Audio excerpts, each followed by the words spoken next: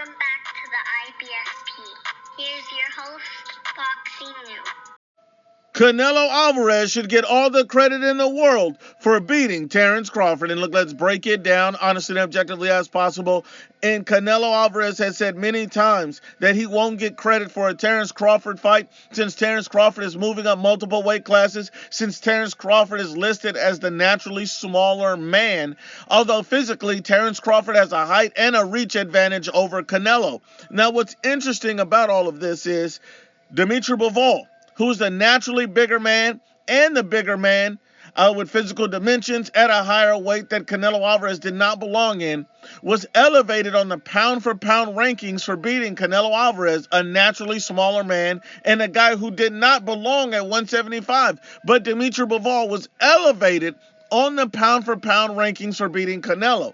So when you look at the Terence Crawford fight, should Canelo be elevated if he beats Terence Crawford? Absolutely he should. This is why. Not only because Bivol was elevated, we got to keep the same energy, but also you look at the love and support and respect that Terence Crawford gets compared to Canelo. You see that he's revered as a much better fighter, a much more skilled fighter, and a much more complete and dangerous fighter. The odds makers have Canelo Crawford at almost a 50-50 fight. That is correct. They almost have this as a 50-50 fight, despite the weight, despite the power, despite the resume, and despite the chin. They believe Bud Crawford can bridge that gap because he's so skilled and talented. So you have to give Canelo credit. Then you see, even Bud's own team says Terence Crawford will beat Canelo like he did Errol Spence. This is Canelo Alvarez, who's never been on the canvas, who's never been dog-walked, and yet they're saying that Terence Crawford will beat Canelo like they did Errol Spence.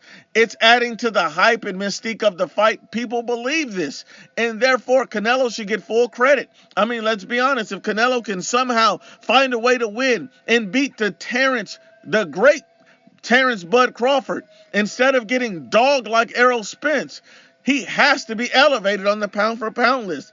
Tim Bradley says Terence Crawford will beat the brakes off of Canelo. He didn't say it would be a competitive fight. He didn't say it'd be close. He said he will beat the brakes off of Canelo. That means whoop his ass.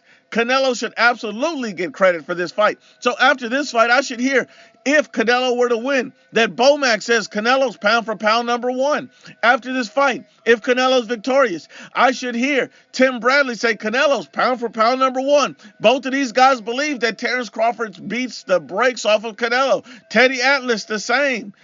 Andre Ward, the same. So many boxing pundits, even the odds maker, have Terence Crawford up here whooping Canelo's ass. You've even seen that Terence Crawford has been backed in the media to beat Canelo.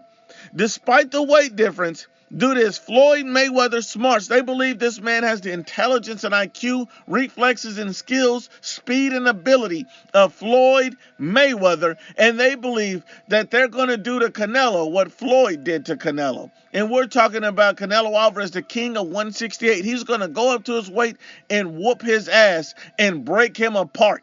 Now, here's the thing. Canelo facing a guy this talented, this gifted, this skilled, this amazing, who also has a height and a reach advantage on Canelo, despite the weight, Canelo should get all the credit in the world by fighting and beating Terence Crawford if he's successful, and should be named the pound-for-pound number one fighter in the world. We got to keep the same energy.